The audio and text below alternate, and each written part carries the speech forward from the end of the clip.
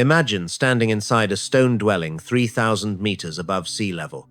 The ceiling hangs low, barely higher than your head. A fire crackles in the center of the room, its flames licking at a blackened cooking pot, and within seconds, your eyes begin to sting. The smoke has nowhere obvious to go. Children are coughing near the walls. Your lungs pull at air that feels thin, incomplete, and now laced with acrid gray haze. Every breath you take carries particles of burned fuel deep into your chest. And here is the question that should trouble you. How did millions of people across the world's highest mountain ranges cook indoors, day after day, generation after generation, without suffocating in their own homes? The surprising answer is that many of them deliberately kept smoke inside the dwelling at least partially, and this seemingly dangerous practice was actually a sophisticated engineering system that saved lives rather than ending them. The danger of indoor smoke is difficult to overstate, even if you have never thought much about it. When organic material burns incompletely, it releases carbon monoxide, a gas with no color and no smell that binds to your blood's hemoglobin more readily than oxygen. Your body does not recognize the threat until your cells are already starving. Beyond carbon monoxide, wood and dung fires produce fine particulate matter, microscopic fragments of soot that burrow into lung tissue, trigger inflammation, and over years of exposure, can destroy respiratory function entirely. In modern studies, households cooking over open fires without adequate ventilation show rates of chronic lung disease and childhood pneumonia that rival or exceed the effects of heavy cigarette smoking. Mountain societies faced all of these hazards, but they also faced something else entirely. Altitude itself changes how fire behaves, how smoke moves, and how much margin for error exists in any ventilation system. And yet, from the Andes to the Himalayas, from the Ethiopian highlands to the Atlas Mountains and the Alps, mountain peoples developed solutions that allowed them to cook through brutal winters without turning their homes into gas chambers. At high altitude, the atmospheric pressure drops, and with it, the density of oxygen in every breath of air. Fire needs oxygen to burn, and in thin mountain air, combustion becomes less efficient. Flames burn cooler at elevation than they do at sea level. Fuel that ignites readily in lowland conditions may smolder and produce significantly more smoke at 3,000 or 4,000 meters.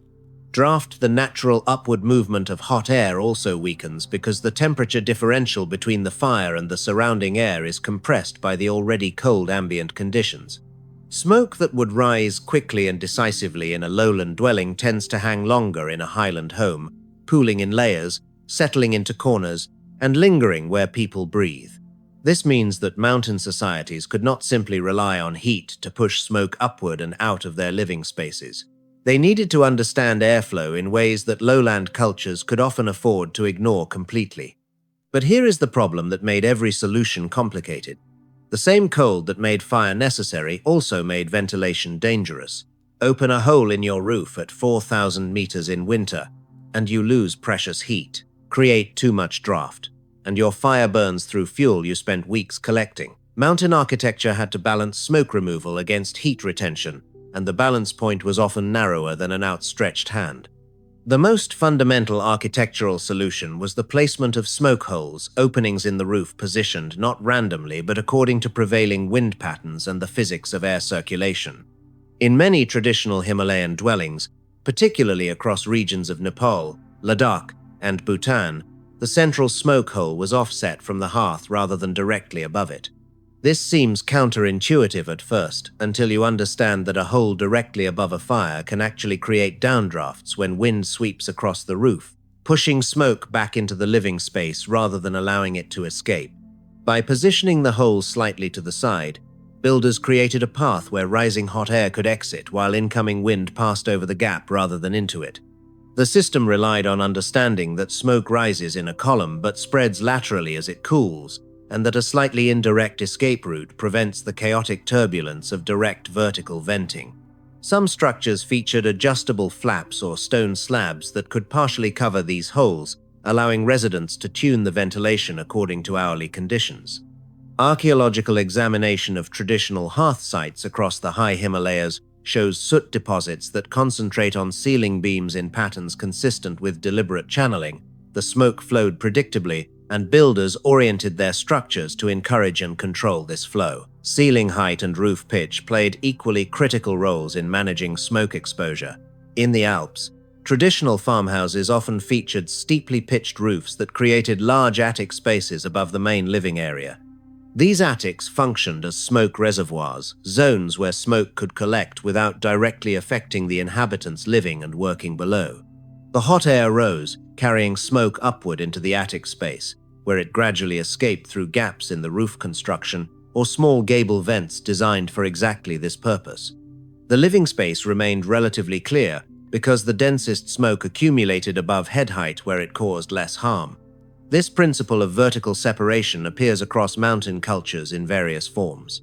Ethiopian highland dwellings, particularly the round tukul structures found above 2,000 meters in elevation, often featured conical roofs with enough interior height to create a stratified atmosphere, breathable air near the floor, increasingly smoky air toward the peak, and gradual venting through the thatch or through a central apex opening. The key insight was maintaining enough ceiling height that the smoke layer stayed above where people spent most of their time sleeping and sitting. But not every mountain society had the resources or climate conditions to build tall structures, and this is where the engineering became truly ingenious. In parts of the Andes, particularly in the highlands of Peru and Bolivia, traditional homes often featured split-level floors that exploited the physical properties of different gases. The cooking hearth sat in a slightly lower section of the dwelling, while sleeping and living areas occupied raised platforms along the walls. This arrangement took advantage of a simple principle: carbon monoxide and cooler smoke sink, while hot smoke initially rises. By positioning people on raised surfaces, families avoided the densest accumulation of dangerous gases that settled near the ground. The cooking area became a kind of controlled depression, a functional smoke sink where the fire's immediate emissions concentrated before thermal currents carried the worst of them upward and out. Some of these designs included low wall openings near the base of the structure, not for bringing fresh air in, but for allowing cooled, heavy smoke to seep outward at ground level. The result was a complete circulatory system. Fresh air entered through door gaps at mid-height, fed the fire, rose with the heat, and eventually escaped through upper vents or roof gaps, while the heaviest and most dangerous smoke components drained near the floor and exited through base channels. Hearth technology itself evolved over centuries to minimize smoke production at the source. The three-stone Hearth 3 rocks arranged to support a cooking pot above an open flame appears across mountain cultures worldwide and represents a deceptively sophisticated balance between airflow and fuel efficiency. The gaps between the stones allow primary air to reach the fire from multiple angles, promoting more complete combustion and reducing smoke output substantially. Raising the pot above the flames prevents smothering, maintains combustion temperatures, and ensures that the fuel burns rather than smolders. Many mountain societies refined this basic design with additions like clay or stone linings that reflected heat back toward the fuel, increasing efficiency and reducing the total amount of burning needed to cook a meal. In parts of the Caucasus, stone hearths incorporated baffles' internal walls that redirected airflow in ways that promoted cleaner, hotter burning. Some cultures developed hood-like canopies above their hearths, constructed from woven materials or beaten metal, that captured rising smoke and funneled it toward specific exit points. These hoods functioned as primitive chimneys without requiring the enclosed flue construction that demands specialized masonry skills and hard-to-obtain materials. Fuel selection and preparation constituted another layer of this integrated system, and mountain peoples approached this with remarkable sophistication born of necessity. Not all organic materials burn the same way. Resinous softwoods like pine produce intense flames but also heavy, clingy smoke loaded with particulates and volatile compounds. Hardwoods burn cleaner but require more sustained heat to ignite and maintain combustion. Dried animal dung, a primary fuel source across the high plateaus of Tibet, the Andes, and parts of the Ethiopian highlands, produces relatively even heat with moderate smoke, and its ready availability made it indispensable above the tree line where wood was scarce. But the key variable was moisture content. Wet or green wood smolders badly, producing vast quantities of smoke with poor heat output. Dried fuel burns hotter and cleaner with far less particulate emission. Mountain households therefore developed elaborate fuel-drying routines, storing wood or dung in dedicated areas for weeks or months before use. Many traditional homes included interior wood storage platforms positioned above the main living area, where residual heat from daily cooking would gradually season future fuel. The practice of maintaining embers overnight, keeping a fire alive at low burn rather than fully extinguishing and relighting each morning, also reduced smoke exposure considerably, since ignition produces far more smoke than sustained steady burning. And now we arrive at the twist that seems to defy everything you might expect about smoke management. Many mountain societies deliberately tolerated and even encouraged a certain amount of smoke in their homes, and this tolerance was not ignorance, it was strategy. Smoke preserves meat effectively. Across the Alps, Himalayas, Andes, and Caucasus, traditional food storage involved hanging meat and fish in the rafters where concentrated smoke could dry and cure it, preventing rot and extending edibility through winter months when hunting became impossible. Smoke also protects building materials in crucial ways. Wooden roof beams saturated with smoke residue resist insect infestation, fungal decay, and moisture damage far better than untreated wood. Thatch roofs exposed to continuous smoke become waterproof as tarry deposits seal the organic fibers against rain. Soot accumulation on rafters and ceiling boards creates a protective coating that extends the structural life of a dwelling by years or decades. In high-altitude environments where construction materials are scarce and labor-intensive to obtain, preserving the integrity of an existing structure was critically important. People accepted smoke because smoke was actively working for them, but this acceptance did not mean abandoning all management of where it went and how long it lingered. The secret was stratification and timing. Households knew which zones of their homes concentrated smoke and which remained relatively clear. Sleeping areas were positioned away from the primary smoke lanes, often against walls opposite the dominant airflow path. Cooking was timed to coincide with natural ventilation opportunities, morning hours, when temperature differentials created stronger drafts, or afternoon periods when predictable mountain winds provided reliable air exchange through openings. Doors and window openings were not simply open or closed, they were adjusted throughout the day according to conditions. In some traditions, children and elderly family members were kept in specific low-smoke zones during active cooking, while healthy adults managed the fire and accepted higher personal exposure in exchange for protecting the most vulnerable members of the household. These behavioral adaptations reduced peak exposure for those least able to tolerate it, even when the overall household smoke load remained substantial by modern standards.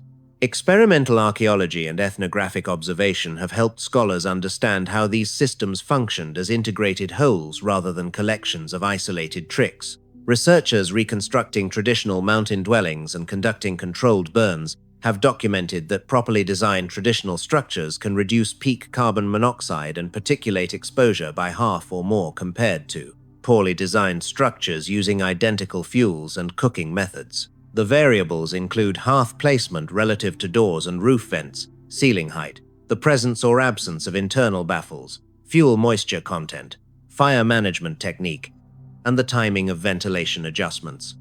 No single factor determines outcomes. The system works only when its components align correctly. Surviving vernacular houses in the Alps, Himalayas, and Atlas Mountains show physical evidence of these systems in action: soot patterns that trace the ancient paths of smoke flow, wear marks on adjustable vent covers, and construction features that clearly prioritized airflow management. What emerges from studying these traditions is a portrait of human adaptability that deserves far more respect than it often receives. Mountain peoples did not simply endure smoke as an inevitable misery of pre-modern life. They studied it, channeled it, exploited it, and minimized it according to principles that we can now articulate in terms of physics and chemistry, but that they understood through generations of lived experience. They made trade-offs that balanced survival against comfort, heating against ventilation, food preservation against respiratory health. They created homes where the fire at the center could burn through the coldest winter nights without turning the dwelling into a fatal trap. And they passed these systems down through teaching and imitation, refining designs incrementally, adapting to local materials and conditions, until every high valley in every major mountain range developed its own variant of the same fundamental solution. Return now to that low-ceilinged stone dwelling at 3,000 meters. The fire still crackles. The smoke still rises, but watch carefully. It rises in a specific direction, curving toward a gap in the roof that sits not above the flames but slightly upwind. It flows along the ceiling in a predictable lane, avoiding the corner where a child sleeps on a raised platform. It escapes through openings that can be narrowed when the wind shifts. Above the hearth, strips of dried meat hang in the densest smoke layer, curing slowly through the long winter. The walls are darkened with generations of soot that protects the wood from decay. And the family that lives here moves through this space with knowledge built into their bones: when to cook, where to sit, how to tend the fire so it burns clean. They are not suffocating. They are surviving, as their ancestors survived, through engineering so deeply embedded in daily life that it became invisible. The smoke is not their enemy. It is a force they learned to negotiate, a companion to the fire that makes life possible in places where life should not be possible at all. And that negotiation, refined across centuries and continents, represents one of humanity's quietest and most essential achievements.